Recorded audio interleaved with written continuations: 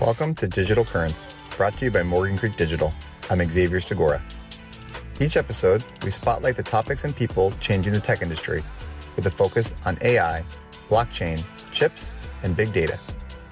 Thanks for listening, and please make sure to subscribe if you like what you hear. And remember, stay current.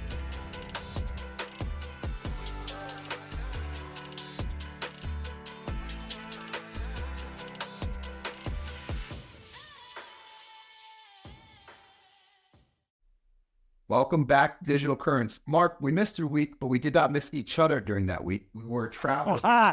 Yes, we got a super amount of time together, and we'll explain what that means. But yeah, we did have all intent of recording the show last week, but a series of unfortunate events precluded that. But before we dive into that, I'll do I'm actually in the office today instead of the home office, but and we're recording early, so I got the green pant game on, and I'm back to the original sock game on the Origin or the Genesis block. And I'm actually, the reason I'm wearing the green pants today is I'm speaking at an event here in Cryptolina, as we like to call it, Carolina. There's a Bitcoin event over in Durham in the Bull City. And so I'm going to go speak at that tonight. So I put on the Genesis block socks to remind everybody of why we Bitcoin. And it's nice to see Bitcoin prices rallying again after being artificially suppressed, but we'll talk about that. But what happened last week? So you and I were on the road in the Middle East, and we'll talk about that. But we're trying to get home, and the way flights work in Dubai is really interesting in the sense that they take off at 2 a.m, 3 a.m, 4 a.m, because it's kind of that halfway point on around the world travel. So we figured out, we'll finish our dinner, we'll go out to the airport, we'll go to the lounge, we'll set up the rig, and we'll kind of go back to back and do the best laid plans. It turned out I had some snafu with my scheduling in terms of which airline I was on. I thought I was on United, but it turns out I was on Lufthansa, so I had to go to a different terminal, so we couldn't do it. Well, I'll take a partial blame for that, Mark, because you had so many stops. I mean, folks listening to this, Mark was so dedicated to come through on Digital Currents last week. He had not 2, not 3, but 4 different planes that was in his original itinerary to come back to Chapel. I said, Mark, just come on my flight. You can come to New York, and then it's an easier trip down. So I'll say I'll have at least 10% of this in culpability. Well, yes, and I did say, okay, that's a good idea. So I did change flights, but then, no good deed goes unpunished, X. Yeah. It was my fault then, but as soon as I changed to the flight to Newark, we get to the gate, and there's a delay. Well, okay, fine. So, they say we've got to reset the computer. And then when we look out in the plane, it's dark. Yeah, never a good sign. That doesn't look good. So, there's some guys with flashlights working on it. Another hour goes by. So it's now, 4 o'clock in the morning, and plane's still dark. And X sees the food truck thing. Yeah. And lifting up he's like, oh, they're putting food on it. That'd be a good sign, right? So I walk around and look outside, and I'm like looking, and they're carrying single bottles from this giant food truck thing into, like, oh my God, they're giving the tech something to drink. We're not going. So we frantically search, and we find a flight at 8:30, 4.5 hours later. And we, as you would expect, they then canceled 2 hours later. So at 6, they canceled the flight, 5:45. They canceled the flight. And thankfully we had booked on this other airline, but now we had to go figure out something to do. So X and I went and had pancakes for breakfast in the lovely Dubai airport. And as he was talking to his wife as we were walking, and he said, we just pulled an all-nighter for no good reason. That's exactly right. We pulled an all-nighter, not for studying for a test, not for going to a rave party, but for no good reason other than United can't get their planes to work. Yeah, and I think this is just what happens that when you do the Around the World with Yusko, one of the show notes in the Around the World with Yusko is, that there are going to be some bumps along the travel schedule. I think we get used to getting from point A to point B pretty smoothly, but I think in the end, there was some quick thinking that we were able to sort of get the next flight because they didn't have a plane available to us for the next day, and I had to get back to run the marathon, which was kind of a terrible idea in hindsight with everything that's going on, but it ended up doing pretty well. I will, in part, at least those pancakes were pretty good, so I'll give that some credit in sort of doing the carb loading. Come back to JFK, Mark, then drive an hour and a half to Jersey, and then another 2 hours to Atlantic City, which is where the race was, get 5 hours of sleep, and then get ready to start the next day. So, thank God that I'm not totally falling apart. And so we kind of bring all that context to sort of our listeners to know, now that we're settled, we're getting back with you and kind of explaining, all that's happened in this gap. And it's kind of Mark opened up about the recent marks and how we've seen markets begin to rally. It's been a roller coaster ride for October. And Mark, you're so much better at alliteration than I am. So there's got to be a better way we could call it. Look, I mean, Uptober, right, is what everybody calls it. And if you look at the history of Bitcoin, 15 years of data monthly, October is the best performing month. Mm-hmm. And February and October are two good months, but October is the best. So they call it Uptober. And everyone was like, okay, we're going to have Rectember, and it's going to be a bad September because September is the worst month. And you know what happens when everybody's thinking the same way? Oh, yeah. Not a lot of thinking going on, right? And just because something has always been doesn't mean it will be. Now, Rectember started that way. We talked about this on the show, and things were going really badly, and it was crashing, and the markets were crashing. We got all the way down to 53,000. And then, our shape-shifting Fed chair pulled a fast one and said, oh, I'm going to cut rates. I'm not going to cut 25. I'm going to cut 50. And boom. I mean, it was off to the races. It was almost a vertical line. And Rectember turned into Uptember. We actually had a positive September for only the second time in 15 years. Maybe it was third time, doesn't matter.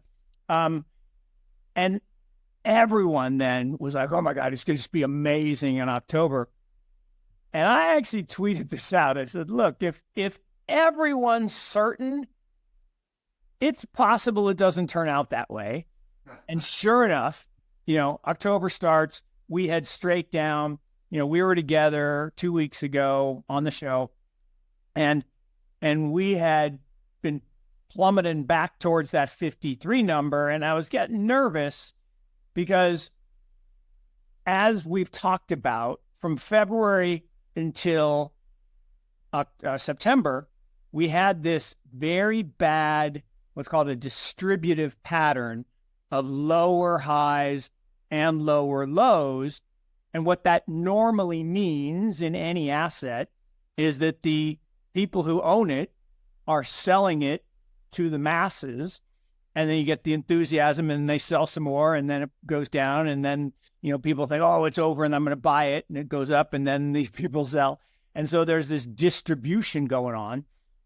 Well, we did reverse that after the Fed cut, and we started an accumulation pattern. Well, what's that? Well, you get a series of higher highs and higher lows. But if that, October 10th, right, 2 weeks ago, if we went through that 53, all bets were off and we were right back to distribution. Fortunately, we bounced right back, and we went from 53 to 69, memeable, not overnight, but over about 10 days. But then, while we were working hard in the Middle East and not able to do the show, it did roll back over. But now, in the last couple of days, we've rebounded and we're back into the high 60s. So the pattern is intact. We're in an accumulation pattern, I believe. I still cling to my prediction that this was going to be the best Thanksgiving ever, right? Us Bitcoiners, we've been either the most popular person at Thanksgiving, 1 out of every 4 years for the last 12 years, or persona non grata of the 4 years. Like, you go sit at the kids' table, we hate you. And I feel like this is going to be the, oh my gosh, welcome. You get this, you get the head of the table, you get the turkey leg and extra stuffing for you. And yeah, I mean, I think it's going to be one of those things. I agree. Like, Thanksgiving is I think Thanksgiving is the unofficial holiday of crypto, just because you have all of this transformational conversation between the folks that are coming back from school or they haven't seen their family in a while, and now the folks who have kind of see a headline on the news and don't really know much more than that. And there's an exchange flow, and it tends to be this turkey. Well, it's the intergenerational exchange, right? Right. You don't think about Thanksgiving. It's the one holiday that we kind of all gather as family. Right. Multiple generations. And like you said, the kids are back from school and the uncles and the aunts. And so, look, there is this digital divide. We've talked about this over and over, right? You ask anyone over 35, who's your broker? I don't know, Merrill Lynch, UBS. Why? How much gold do you have? I don't know, 3-4%. How much Bitcoin do you have? Oh my God, 0. That. I heard that Peter Schiff guy. How often use DeFi? I don't even know what that is. Okay, ask anyone under 35 who's your broker. They're like, what's a broker? I mean, I got a Robinhood account. How much gold do you have? Oh my God, Boomer Rocks. I mean, Peter Schiff, no, 0. How much Bitcoin do you have? I don't want to talk about it. Why not? Because like a really big percentage of my net worth, and I'm a little embarrassed. And how often do DeFi every day? So when you get those Bitcoin's a scam and the Boomer Rocks are a scam people together, they if you get dialogue and debate and search of truth rather than, political polarization, you're wrong and I'm right. If you actually get some conversation, and tryptophan does that, right? It relaxes us. We're all nice and, maybe have a few cocktails or a few glasses of wine and you actually get real conversation. And what I have seen personally in my own family is people will change their mind a little bit. They'll actually do what you're supposed to do with conversation, which is explore the other person's view and say, oh, I could learn from that. Not try to convince the other person of your. And the best thing about this Thanksgiving, the election will be over. So we won't be spending our time trying to convince the other person that left is right or right is right or what is. We won't do that. We'll just be talking about this really cool future of money asset, and I was talking to someone yesterday, this is kind of interesting. So we invest in the ABCDs. This show is about the ABCDs, AI, blockchain, chips, and data. And we were talking about all the big developments. Like right now, chips are just unbelievably cool. There's so much innovation. We're on the verge of transitioning from electrons to photons and all this cool technology. And we're like, okay, that's really big. But really, what people just don't really appreciate yet is how foundational it is that we have new money. And that Bitcoin is digital gold, right? Gold is money, right? Money is an asset that exists in the absence of a liability. Gold has been that for 5,000 years. And now we have the digital version of that. And what's interesting is the internet was great, right? Data, chips, computing platforms, great. And it transformed media and commerce, right? Huge amounts of wealth, trillions of dollars of wealth created by the fact that, right, we could be standing in line waiting for our plane and make another plane ticket with a couple punches of a button. Unbelievable. We didn't have to go find the counter and stand in line. And we could get those last, 2 seats on the plane because we were smart enough to go to the phone. So, yeah, that's great. But those are small businesses. Wait a minute, Mark. You're talking Media is small. Yeah, it's pretty small. Commerce, small. Yeah, pretty small. Compared to what? Compared to money, compared to finance. Financial services is the largest business in the world, and it's not close. I mean, it's just not close, right? Think about stocks and bonds and currencies and commodities and trade and just physical currencies, money. It's by far the biggest. Think about how much you spend of your life dealing with your bank and your broker and your insurance company and all the things to take care of this thing you work so hard to create, money. And now we have a better way. And the guy I was talking to is actually a really cool guy. He works for a multi-billionaire guy, one of the early Goldman guys who set up a distressed debt fund and did really well. But he was one of the earliest guys to Bitcoin, mostly because he went to Princeton with a bunch of the guys like Dan Moorhead and those guys who all went to Princeton, and they kind of happened upon this back in the early 2010s. Long story short, he put a small amount into Bitcoin that's now turned into, and he was already rich, but now he's like super rich. And this guy works for him. And they've done some cool stuff, like they bought all the Mt. Gox claims and have made $1 gazillion on that.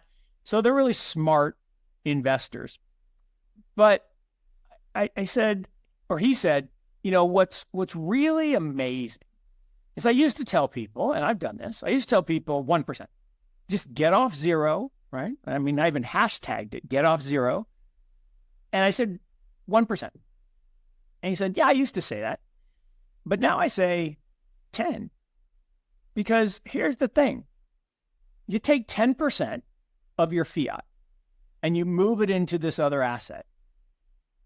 And over the next 10, 15, 20 years, whatever the time frame is, says I really do believe it's going to $1 million a coin. Because again, one Bitcoin is always one Bitcoin.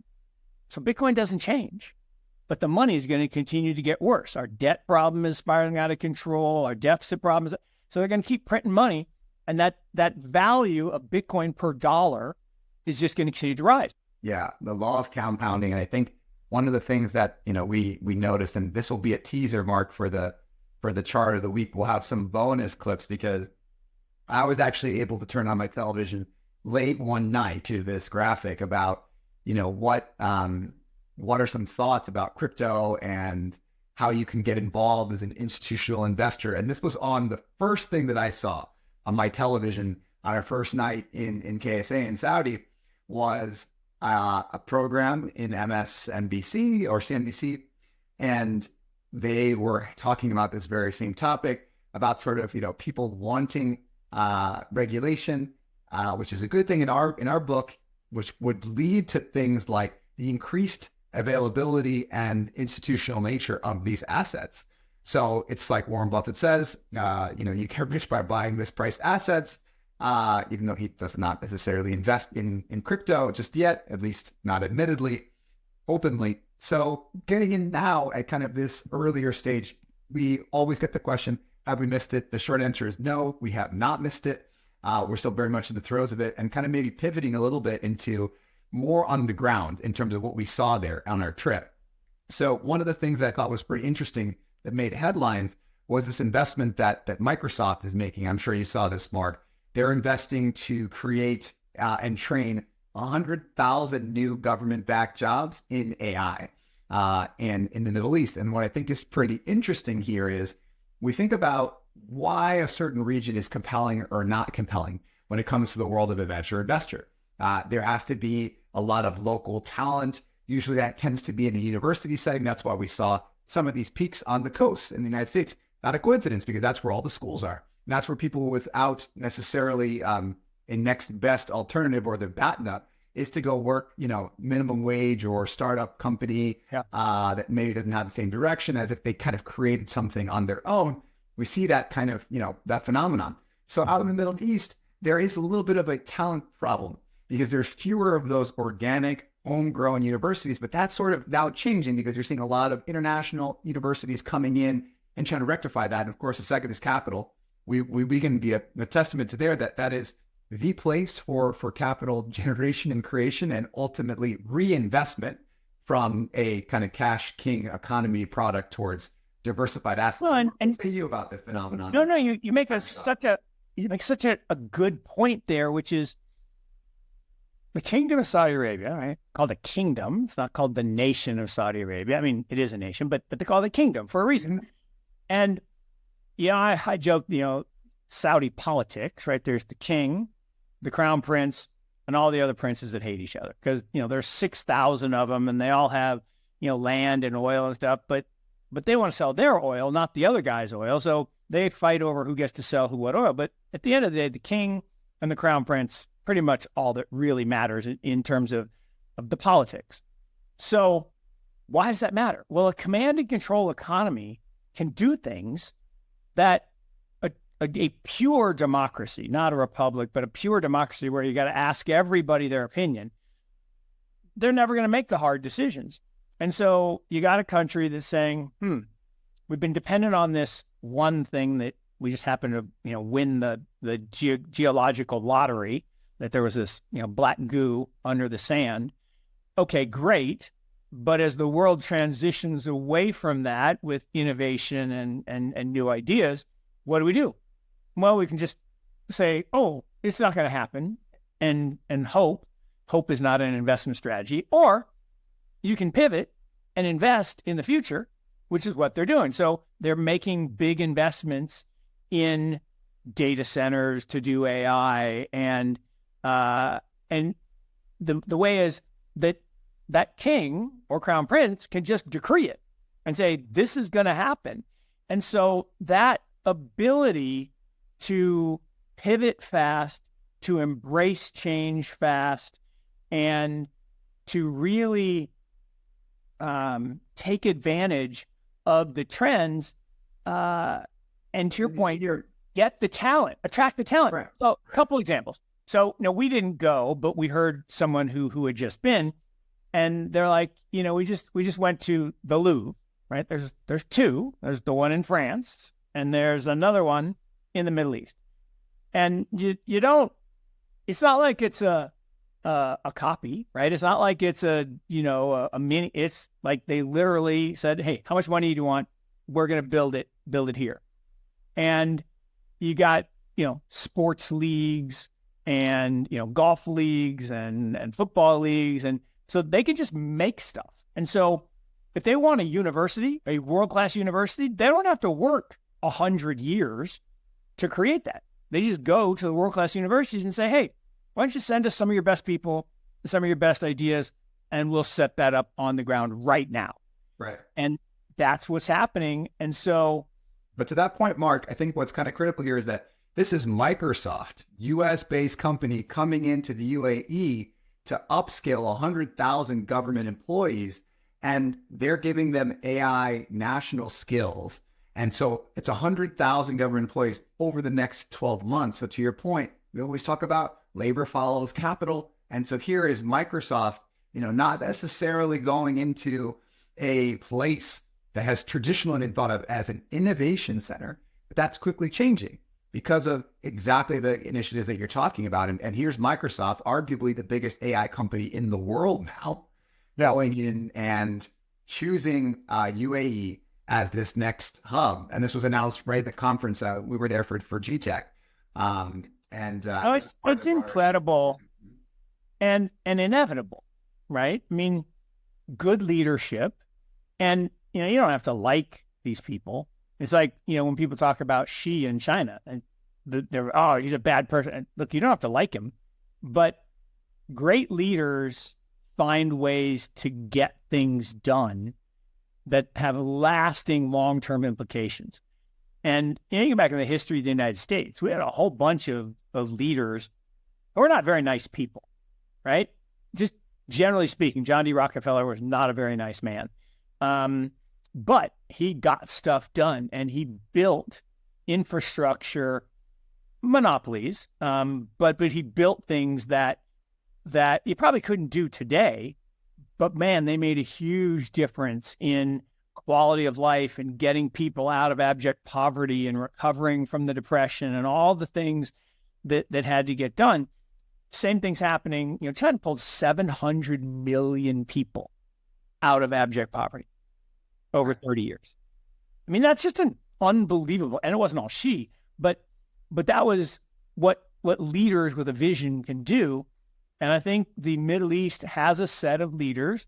Again, they've done some stuff that, we don't really like, with journalists and all that kind of stuff. But at the end of the day, they are setting themselves on a path to bring, you need 4 components for success in what we do, which is invest in innovation. You need research, okay? And research has been dominated, as you said, by a handful of very high-level schools in the U.S. for a long time. We still are the leaders in most of that, but China is catching up fast, more citations in AI than the U.S., et cetera. But the kingdoms in UAE are gonna rapidly catch up. So research, okay. Then you need capital. Well, there's lots of capital, and they actually have lots and lots of capital, right? Then you need analogs. And this is the part that's actually the hardest, because the 4th thing you need is VCs. They now have plenty of VCs, paratroopers like us who will go there and paratroop onto the ground, but they also have some local talent as well. That's probably the least important part, but it's still important because those are the ones that put the capital at risk with the knowledge. But the last piece, just to finish this thought, the last piece is analogs. This is the hardest part, right? You need successful entrepreneurs who built things that other people at other firms say, I could do that. I knew him. I knew him when he wasn't famous, or I knew her when she wasn't famous. We could do that. And we always made the joke that it was really the significant other kind of pushing the spouse to say, hey, why can't you do that? You go do that. And in my case, I was working at the nice, safe job of the university. My wife showed up one day to pick me up. Car was in the shop. She came to pick me up. She says, okay, just do it. I do what? She says, just do it, right? We got enough money saved up in the bank. If it doesn't work in a year, we'll be fine and just get another job. But go start this thing you want to start. Wow. And, why did she have the confidence to do that? Because she saw other people had built successful management companies. But it's those analogs, those success stories that we all aspire to success. We all aspire to greatness. That's a human condition. It's one of the coolest things. And it's why I love what we do, right? Mm-hmm. We get to hang out with these people who all aspire to great. So I mean, they will all become great, but they aspire to that. Yeah. And so without those analogs, and the problem is, like, take Chapel Hill where I live. It always thought, because of Research Triangle Park, that it was going to become this great venture hub. Kind of. I mean, we've had some success, but we don't have a lot of success because there aren't enough analogs. There aren't enough great success stories. We've had a few, but in Silicon Valley, you've got tons. And in Route 120 in Boston, you have tons. And so what the Middle East is attempting to do, and I think they're actually doing a pretty interesting job, is they're attracting people. Point that they're thinking, how do we attract talent? How do we, and it's not just venture capital talent, but it's all talent. And there are lots of examples of companies that have moved their headquarters to the region, have built businesses in the region, who have given special deals, special JVs to the region. We've talked about Grok and others. So it's all very, very exciting. I think, it's funny that you mentioned that, Mark, because my wife also encouraged me to kind of lead the steady state job over at Oracle.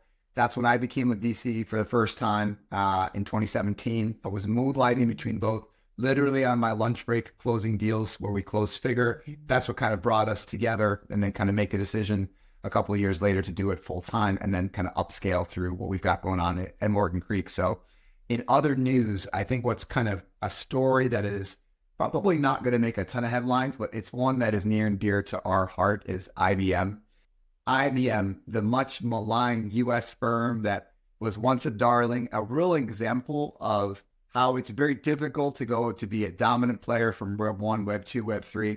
So they've reported third quarter results, and their 1% year-over-year increase is probably going to not really catch too many people in an excited way. But here's what's interesting, right? So where their money actually came from was a 14% increase from Red Hat acquisition, which we talk about is the key way to continue yourself to be relevant if you're a public company, because you cannot innovate organically or you will get hammered in the stock market.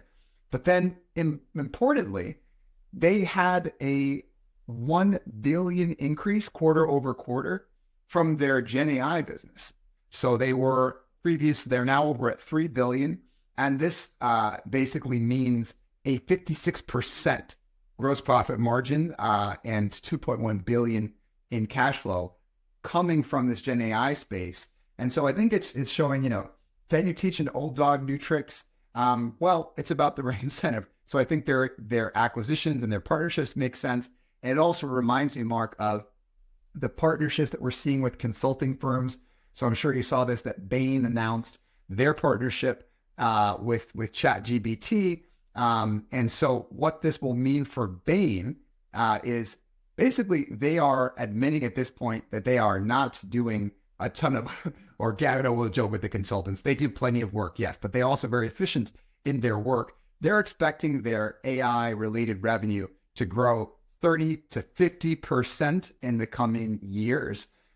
They're already equipping 13,000 consultants with ChatGPT enterprise licenses. And this is, guys, how ChatGPT is making money today. Partnering with consultants, they're going to partner with attorneys. So when people are kind of thinking about some of this fear of AI displacing jobs, and if consultants displace jobs, well, then now AI is displacing consultants. I love this thread, and I'll come back to the IBM thing in a minute, but I love what you said about McKinsey. So just the other day, I met this DGen, nice young guy that I met, how I meet everybody on the internet. And he's local, so he came over and we grabbed coffee. And he was telling me that he created, with the help of ChatGPT and a couple other AI tools, Manny the McKinsey consultant. Oh boy. He has an agentic assistant named Manny the McKinsey. And it's funny that he picked, McKinsey, and we're talking about McKinsey. Manny the McKinsey consultant, but very similar companies. Yeah. Oh no, it's Bain. Okay, yeah, right, Bain. But his is Manny the McKinsey consultant. Right. And literally, he fed it all of the papers from McKinsey, and he is in sales. He's in basically telecom and bandwidth sales, and he has his proposals created by this agent in the voice of Manny the McKinsey consultant, and he says he's crushing it. He's closing way more business because he speaks, and he says, "I'm barely a college graduate." Great example of using technology the right way, Mark. There's so much fear. And it was extraordinary because he has three. He has Manny the McKinsey consultant. He had, I'm not going to get it right, but another name that was the like Penny the PowerPoint princess something, and the third one that I can't remember. But we'll call the barber for Bain. yeah. But it was so much. But back to IBM. Yeah. IBM dead money for the last 4.5 years, up until 6 months ago. In the last 6 months, up almost 100%. Why? How? What? And to your point, they have for almost 100 years been leaders and then followers, because they tend to have this. They lead and then they get competed away, and then they languish, and then they lead on something again. And they had Watson first with the big supercomputing, and then everyone else had a supercomputer, so that went right. And they were struggling with no one, because they even tried blockchain, right? They had the IBM Hyperledger blockchain that people like Figure that we worked with used until they're like, nah, it's not very good, and so they went on to other things. And long story short, they have reinvented some things, and it is showing up in the bottom line. it just goes to show at the end of the day, if you have leaders who commit the resources to attract talent, because it's the young talent inside IBM that's probably pushing this envelope, and innovating, right? Innovating from within. Because this goes back to one of my big aha moments in my life was when I learned that there's a difference between a big E entrepreneur and a little E entrepreneur. And it came because a couple people said to me a couple of times, oh, you're so entrepreneurial. I'm like, I am the least entrepreneurial person on the planet. I work for big not-for-profits. I take no risk in my life. I'm not an entrepreneur. I said, no, you're just thinking of it wrong. You're thinking of it like big E, like you have to invent something new and be flashy. So little E entrepreneurs take new ideas and make old stuff better and build their own companies from within. That's kind of what IBM's doing, right? Now they've also done some big E entrepreneurial stuff in the past, but less so lately. But they are consistent in their little E entrepreneurship. And it goes to, I've told the story before, in my desk over there. I think I never sit at it anymore. I just sit here at the table. I have a little thing that my wife cross-stitched for me. Just the word think. Because in the early days of IBM, they gave everyone a little sign that said think. And you're literally supposed to, put your feet up on the desk and not get in trouble for doing that. But they wanted you to be bored, to let your mind wander, to think. And I tell one quick funny story. So, we had the late in life third child. I'm now 13, which is hard to believe. But in those first 9 months, I told people a lot that I had more really big ideas, like really cool ideas in those first 9 months, because I would come home and Stacy would hand him to me because, now was your turn. Kind of out of practice being parents. She's like, I need some time. And what do you do with a 3-month-old or a 6-month-old? Well, nothing. They sit and you sit. You're sitting on the floor together and you're not doing anything. And I actually had this really interesting creative period. So I try, and I'm not as good as I should be, but I try to make time for that, every day to just think, let your mind wander. Yeah. And I think we don't have a ton of time to kind of get into this story, but I wanted to squeeze it before the chart of the week stuff, which is teased up. But we talk a lot about the big two. So we talked about Bitcoin, Ethereum. They're now set with a goal of 100,000 TPS with rollups. I think this is important to watch and monitor, Mark, because basically Ethereum is the antithesis of Bitcoin. It is a constantly upgraded base level 1 platform, whereas in Bitcoin, the innovation happens at the layer 2s. So this is going to be part of the Dencun upgrade called the Surge. It would not be Ethereum. It would not be Vitalik without some name that we're going to forget. And we had the merge. Now we got the Surge. Exactly. Exactly. So that's look. We'll talk more about this next week, exactly. Maybe. You got Ethereum, and then you got the Ethereum killers, right? That haven't killed Ethereum yet. And then you got the like Solana, which is up a lot here lately, making a real come. But then you got the newcomers like Sui and others, which, Sui quietly has become a top 10 protocol. You got Ton out there that's making noises. So there's all kinds of stuff that's happening, and it's all about innovation. It's all about that innovation. That's right. And so kind of keep looking here. People are calling for the death of Ethereum. I don't think it's going anywhere anytime soon. I think things are just going to kind of expand a little bit bigger. And, Well, the Mark Twain quote, right? The reports of my death have been greatly exaggerated. Here's a crazy thing. So I follow this guy, Sean Baker. He's this very cool doctor that turned his life around, using the carnivore diet. He's all about the carnivore diet. Literally, I haven't confirmed the source, but someone claimed it was a vegan website, basically put out a report that he died. Oh boy. And he tweeted it out, retweeted it out saying, when were they going to tell me? I imagine reading on the internet that you were dead. That's just, That creeps me out a little bit, that people would stoop that low. Terrible.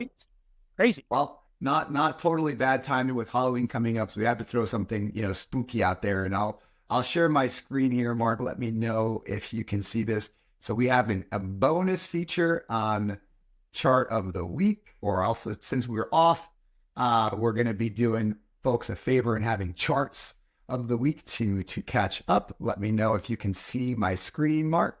Yep, got it. This is no stranger to you, Mark.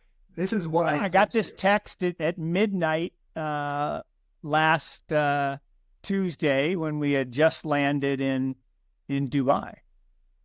Yeah, so what we're looking at here, for those that are on audio only, we remind you every week, tune out on YouTube. You're going to see some awesome stuff like Chart of the Week, like Stock Reveal. Are we matching? Are we not? We're getting closer towards the end of the year as the dark blues and the grays are getting more featured in our wardrobe. This is a chart that shows, do you think crypto exchanges and other crypto platforms should be more regulated? You got the Arabic subtitles at the bottom. And so you see that 73.3% say yes, and only 26.7% say no. I take this to actually align with the next chart, Mark, which is the most important factors for institutional investors. So you can't make this up. We land, we turn on the TV as you're getting ready to nod off for the night, and you see areas in the world that are ready to embrace this change. And so a lot of this, kind of idea that some places just aren't ready for crypto adoption. I think that's people just not thinking hard enough or asking critical questions. We're seeing three categories that are the most important factors for institutional investors. Number one, 88% on the regulatory clarity and oversights. That relates back to the 73%. So Mark, only 73.3% think that we should have more clarity, but 88.8% here are kind of in favor of this. So there's a little bit of some interesting sampling bias. I won't get into statistics, but let's say that 87% are also thinking that this should be from a proven, trusted financial entity to interact with. So this is good for places like Coinbase, good for places like Fidelity and other incumbents as they look to acquire their way into Web3. And finally, asset security and custody concerns are a big factor. Mark, what say you to some of these? Did they get it right on sort of where the... No, I absolutely got it right. I mean, look, this is just how technology gets adopted, right? Every new technology is feared when first, comes out, and then it has to weather the storm of trying to be killed. I called it, incumbent cyanide, right? Incumbency cyanide, right? The incumbents want to kill it. So they literally try to feed every innovation cyanide. But I challenge anyone, name a technology that reached critical mass that got put back in the bottle. Can't do it, right? The father of radio said television could never be commercially viable. There's no need for television. Nobody needs television. Well, of course he said that because he was the father of radio. Television exists. When the airplane came out, the train companies were like, no, you shouldn't get on that. You'll die if you get on an airplane. Your body will cave in on itself. Nope, we all travel on airplanes. So new technologies, people said, oh, you never want a computer in your house, right? The founder of mainframe computers, DEC, says you never want a computer in your house. We all have computers in our house. Oh, no one would ever want a smartphone. Apple stock fell 40%, 40. It went down 40% when they launched the iPhone in 2007. Because people say, oh, I'll never spend $1,000 for a phone. You're right. You'll spend $1,500 and you'll be happy about it. Because it's not a phone. It's a computer. So every technology, and crypto and digital assets and Bitcoin, they are technologies.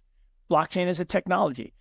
Blockchains are going to be the operating system for the decentralized web. They just are. They are a better way of organizing, storing, and accessing data. And that as the base layer for everything having to do with value, right? Everything of value will eventually be stored and harnessed on blockchains. And we will all, we won't tap our phone with our credit card. Think about that. We say we're using Apple Pay. No, we're using MasterCard or Visa. It's just our number stored in our phone. So we're convenience. It does all this. It's the same thing, but we're actually not even using money. right? We settle it once a month using ACH that goes to Fedwire. It never goes to gold, which is the real money that sits in the bank vaults. But the cool thing is we're going to have money, real money, Bitcoin, on all of our supercomputer decentralized network. And we won't have to worry about where it is because it'll all be in this incredible triple entry accounting ledger. And we'll know if I have a Bitcoin and I send it to you, the network says, yep, that happened. And now X has the Bitcoin.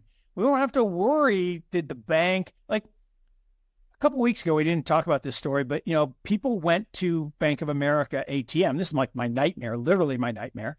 And they punched their code in and it said 0, right? They had a glitch and they fixed it and people got their money back, even though it's not their money. But anyway, so I'm super psyched that on Arabic television, they're talking about this thing that's clearly not, you know, quote unquote Sharia compliant, but they're getting it that it's a technology. It's not a thing, right? It's not a violation of their customs and beliefs. It's a technology platform that we're all going to migrate to.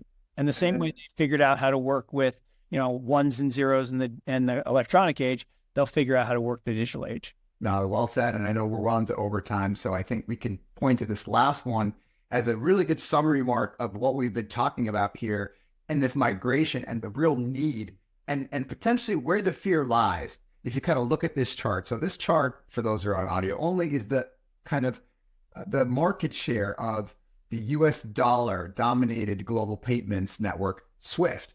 So this is as of August 2024. And basically the US constitutes about half of this market, with 21% coming from Europe. And then you've got a bit of a, you know, call it 20-ish% or the remainder, 30% of the remainder, with kind of, you know, countries like Japan, Canada, Australia, the UK. Mark, I think this is pretty interesting because if you look at the places that are providing the most restrictions in the world of Web3, it's probably in this order.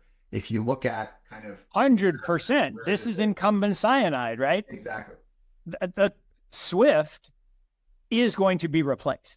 It just is. I mean, it is 70-year-old technology.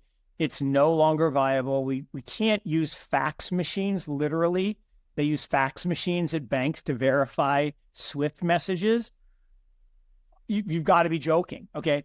So this is all going to go, but it does have massive ramifications for the power brokers, the people who control the world's financial situation through the control of the currency. And look, it's not going to happen overnight. We're not going to go to the metaverse, meaning a nation stateless, borderless world overnight.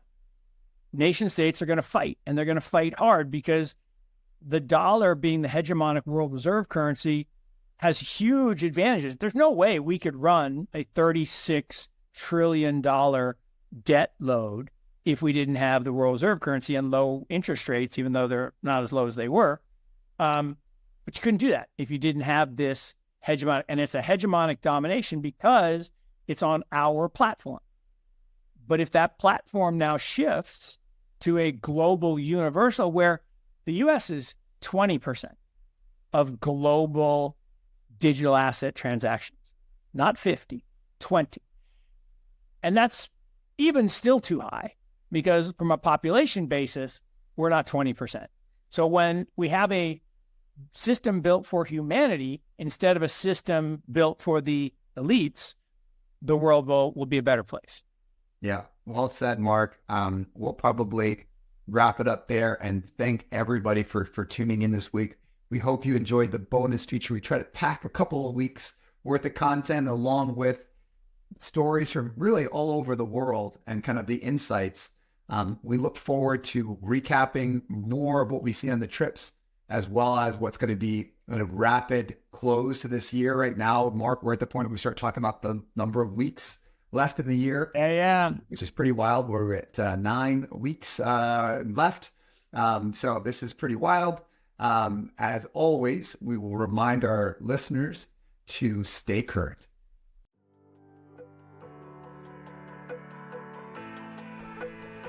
Thank you for joining us this week on Digital Currents. Check out our links to our website and social media in the show's description box. Please make sure to subscribe if you like what you hear. And remember, stay current. This podcast should not be construed as investment advice nor solicitation for the sale of any security, advisory, or other service. Investment themes and ideas discussed may be owned by funds managed by the host and podcast guests. Any conflicts at the time of production have been mentioned by the host but are subject to change. Listeners should consult their personal financial advisors before making any investment decisions.